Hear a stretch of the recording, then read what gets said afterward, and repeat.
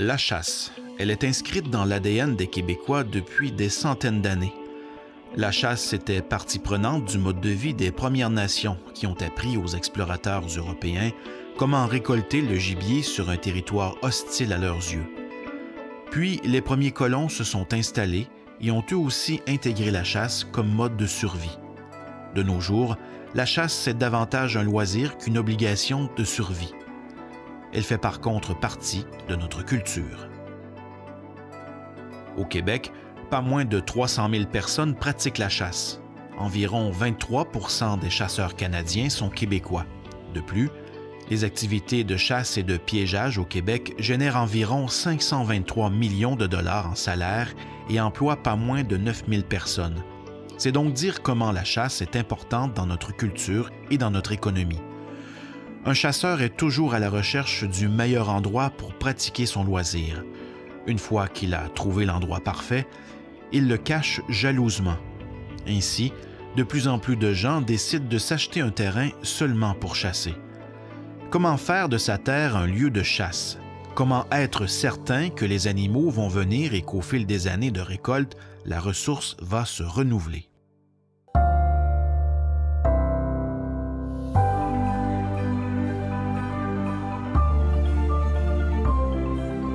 De quoi qui est sûr, c'est que je regrette pas. C'est l'achat que j'ai fait. Je voulais m'acheter un petit terrain de jeu pour m'amuser puis expérimenter des choses. Puis ça, écoute, tous les passionnés de chasse vont te le dire, c'est le summum. Là. Quand tu as ton spot à toi, ton territoire à toi, que tu peux aménager comme tu veux, faire les expériences que tu veux, j'ai zéro regret là, dans le move que j'ai fait. Là. Vous l'aurez compris, Marc Morin est maintenant l'heureux propriétaire d'une terre qu'il réserve exclusivement pour pratiquer son loisir qu'est la chasse. Quelques décennies avant sa retraite, il a décidé de se lancer dans ce projet de vie. Originaire du Bas-Saint-Laurent, du jour au lendemain, il se retrouve en Beauce pour le travail. La chasse lui coulant dans les veines, il a loué les terres pour chasser pendant plusieurs années avant d'en acheter une pour de bon. Quand je suis déménagé ici en Beauce, quand l'entreprise pour qui je travaille m'a engagé, dans l'entrevue de départ, c'était déjà conclu que j'avais une semaine pour la chasse à l'orignal. Je lui avais dit, si ça, c'est pas accepté, on arrête tout de suite d'en parler, je viendrai pas travailler ici. C'était primordial. Ça me prenait ma semaine pour aller à l'orignal dans le Bas-Saint-Laurent. Moi, je chasse depuis de nombreuses années. J'étais un chasseur d'orignal à la base, dans le Bas-Saint-Laurent. Depuis que je suis en Beauce, j'avais essayé de trouver des locations, puis c'était pas facile. C'est toutes des terres privées. Il n'y a pas de terre publique tant que ça ici en Beauce. Fait que c'était vraiment difficile, puis j'étais pas de la région, je connaissais pas personne. C'est que, j'avais pas vraiment de contact. Fait que j'avais tout le temps eu dans l'idée un jour, j'aimerais ça m'acheter une terre pour avoir mon petit coin à moi, puis m'amuser là-dessus.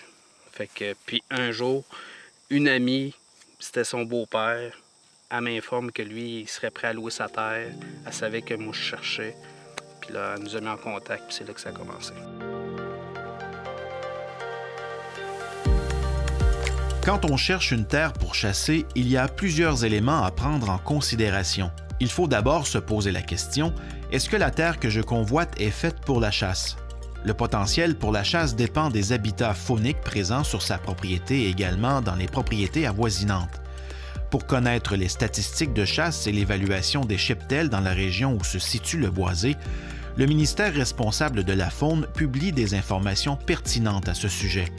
L'autre solution est de faire affaire avec un ingénieur forestier, car il est le seul qui pourra vraiment dire quel est le réel potentiel du terrain convoité. Quand on rentre dans le métier de forestier, c'est là qu'on se rend compte de la diversité de la foresterie.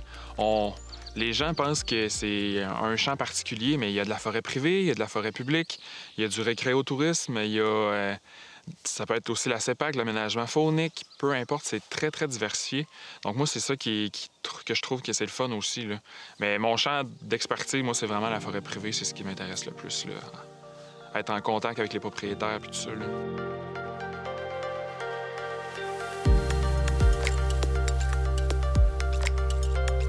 Le projet a commencé il y a 10 ans, où j'ai eu la chance de venir ici chasser en location sur cette terre. Quand je suis arrivé ici, tout de suite, je suis tombé en amour par la grandeur de la terre, comment c'était divisé, comment c'était fait. Puis j'avais mentionné au propriétaire, dès notre première rencontre, si un jour vous voulez vendre, je vais être intéressé. Puis à toutes les années qu'on se rencontrait dans le temps de la chasse, parce qu'il venait faire un petit tour, voir comment ça allait, je lui disais tout le temps, votre terre est merveilleuse, je l'aime. Si un jour vous voulez vendre, vous ne m'oubliez pas. Puis 4-5 ans après, un jour, un printemps, j'ai reçu un appel, c'était lui, puis il m'offrait sa terre. Fait que on s'est entendu, puis ça fait maintenant 4 ans que je suis propriétaire là, de cette terre-là. Marc a donc jeté son dévolu sur une terre dans le secteur de Saint-Simon-les-Mines. Mais une fois la terre achetée, il ne suffit pas d'aller s'y promener à la recherche de gibier. Il faut prévoir l'aménager et penser à développer les années futures. On peut chasser sans rien toucher, mais vraiment les maniaques de chasse, là, ben c'est sûr qu'ils vont essayer des choses. Tu vas essayer d'améliorer ton sort, tu vas essayer de te démarquer des autres. Dans le cas ici, moi, quand je l'ai acheté, j'avais déjà visualisé que je ferais un chat nourricier ici.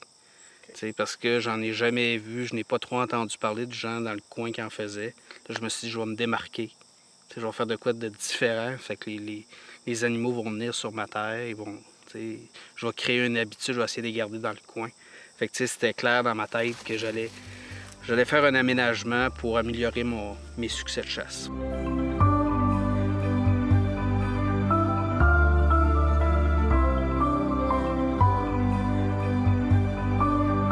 C'est ainsi que Marc adopte une technique peu commune, l'aménagement d'un champ nourricier pour attirer et acclimater le gibier.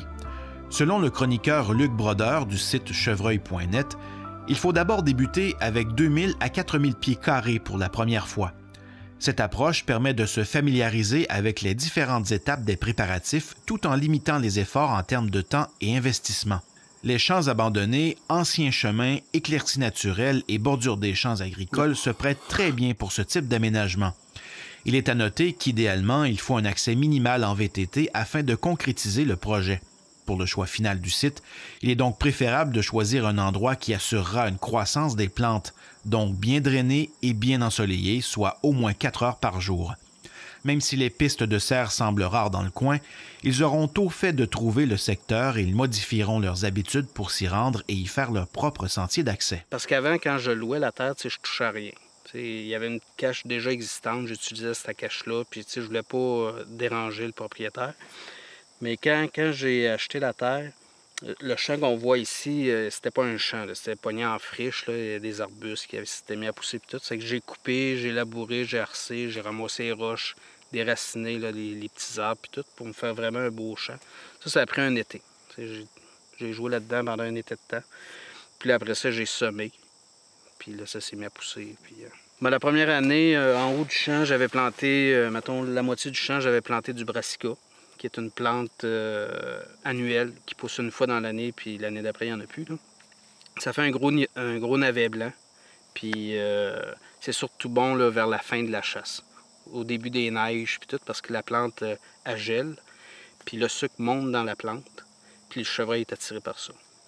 Fait que j'avais planté ça, puis en bas de champ, j'avais planté du brassica puis de la chicorée. Que ça pousse, puis tu t'organises qu'il soit à maturité juste avant la chasse, au début de la chasse à l'arbalète.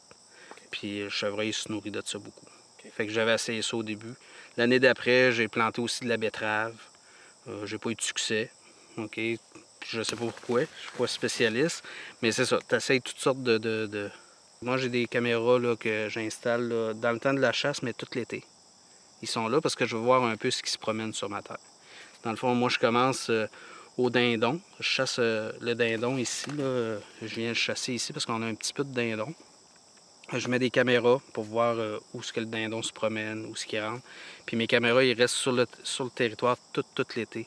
Jusqu'à la fin, je te dirais, jusqu'en janvier à peu près.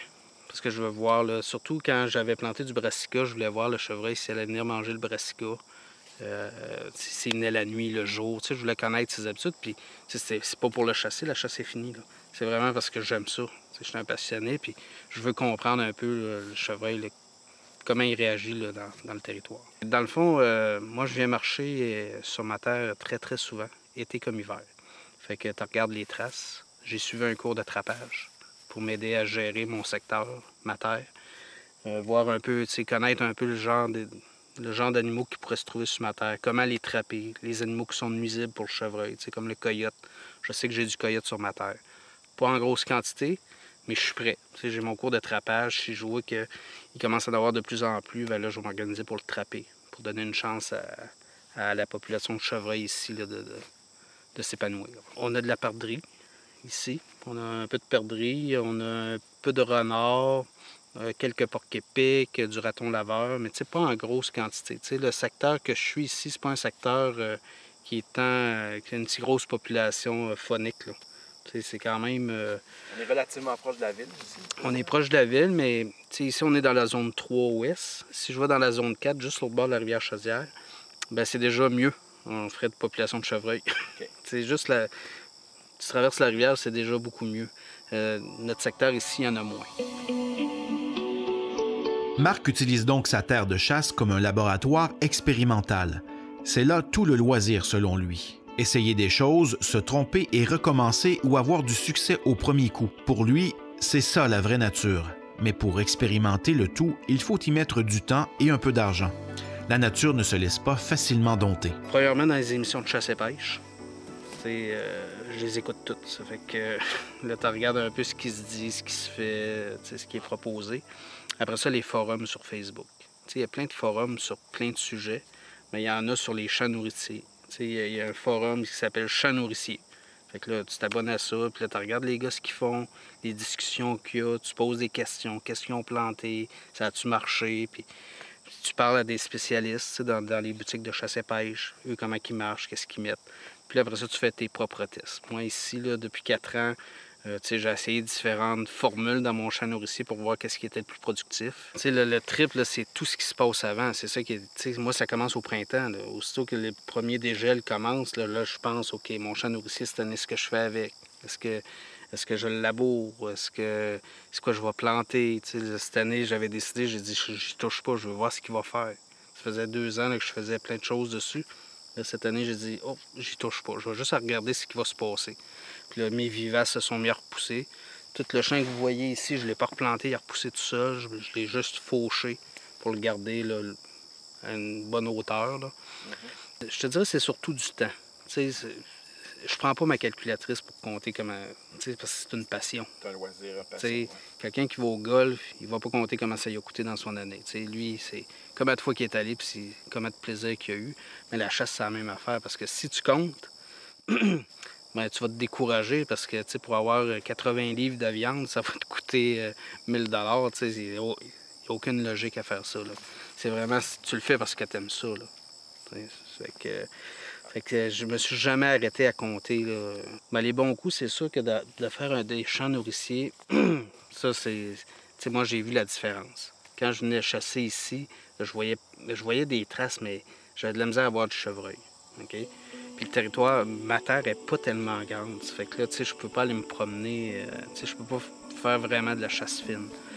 En faisant un champ nourricier, je les ai attirés ici. Ça fait que... là, je me suis mis à en voir. C'est pas nécessairement des chevreuils que je pouvais tirer, des petits veaux, des petites femelles que je laissais passer. Mais au moins, j'avais de l'action, de l'interaction. Puis ça c'était trippant, parce que la chasse, c'est pas juste tirer sur un animal. C'est d'essayer de le déjouer, d'avoir des interactions avec eux. C'est ça qui est trippant, plus que de tirer sur une bête.